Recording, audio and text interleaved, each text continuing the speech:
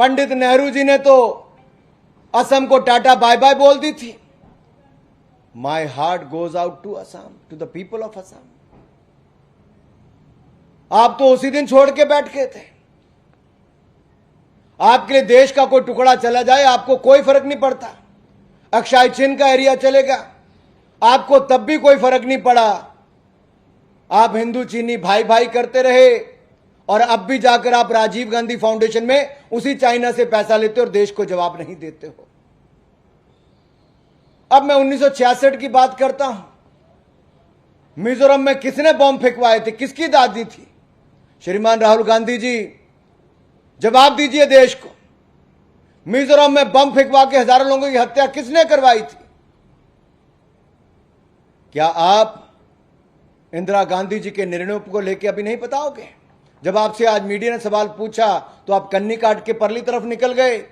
इतिहास गवाह है, यह मणिपुर में नफरत का बीज बोने वाली कांग्रेस पार्टी है। मिजोरम में 1966 में बम फेंकवाने वाली उस समय की कांग्रेस की सरकार और श्रीमती इंदिरा गांधी जी। और मैं अगर बात करूं 1997 की, तो 1 साल तक मणिपुर जलता रहा। किसकी सरकार थी, किसका समर्थन था? और यही नहीं, 2011 में राहुल जी आप तो तब सांसद थे, 2-2 हजार रुपए लीटर पेट्रोल बिका मणिपुर में। कितने महीने बंद रहा मणिपुर, जलता रहा।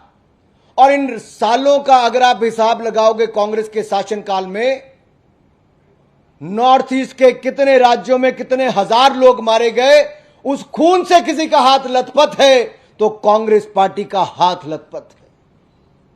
यह खूनी पंजा जिसका जवाब आप नहीं दे पाते हो, यह निर्णय आपके जो देश इतिहास को भूल नहीं पा रहा, क्योंकि नफरत के बीज आप लोगों ने बोए थे। नॉर्थ ईस्ट बम बंद और ब्लास्ट के लिए ही जाना जाता था। बम बंद और ब्लास्ट के लिए नॉर्थ ईस्ट जाना जाता था कांग्रेस की सरकारों में। लुक ईस्ट पॉलिसी थी आपकी, देखते रहते थे। मोदी जी ने आके एक्ट ईस्ट पॉलिसी चलाई है।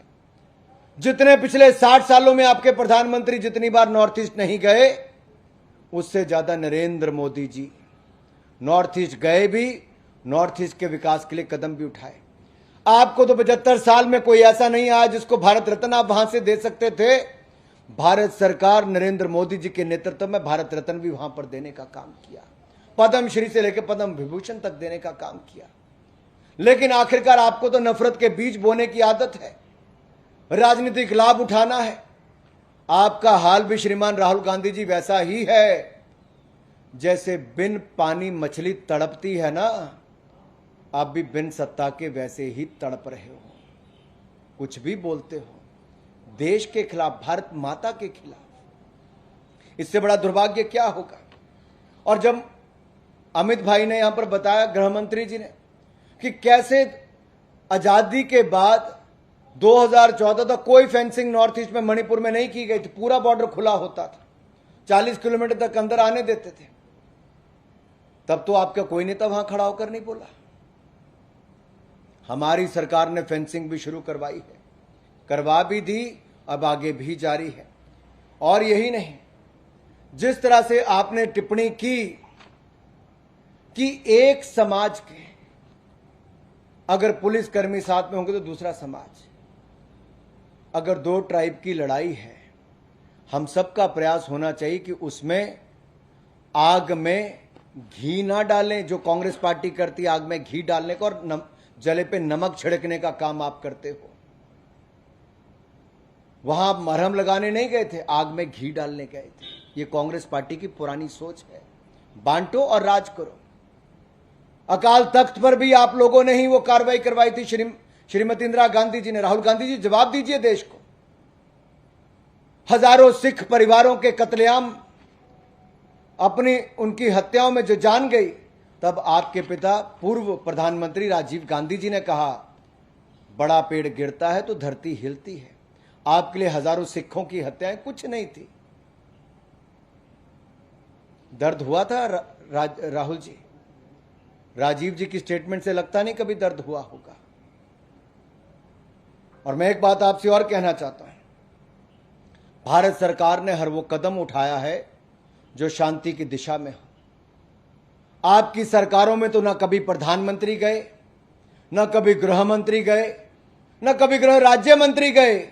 यहां तक कि पार्लियामेंट के अंदर भी कांग्रेस के सरकारों में केवल गृह राज्य मंत्री ने एक स्टेटमेंट दी थी। हम पहले दिन से प्रधानमंत्री जी ने कहा हम चर्चा के लिए तैयार हैं। गृह मंत्री जी ने पहले दिन से कहा और चिट्ठी लिखकर कहा आपके नेताओं को हम चर्चा के लिए तैयार हैं। कांग्रेस पार्टी चर्चा से क्यों भाग रही थी? कांग्रेस का काला इतिहास, कांग्रेस का खूनी पंजा ये देश के सामने नजर आता था कि कैसी इन्होंने सरकारें चलाई, हजारों लोगों की हत्याएं कैसे हुई, कैसे नॉर्थ ईस्ट को जलाते थे और अपनी राजनीतिक रोटियां सेंकते थे। आज शर्म आनी चाहिए राहुल गांधी जी आपको कि आप 13 बार लॉन्च होने के बाद भी फेल हो गए और फेलियर के बाद दूसरा फेलियर, और अब इस स्थिति में आप आकर खड़े हो गए कि भारत माता की हत्या की बात करते थे।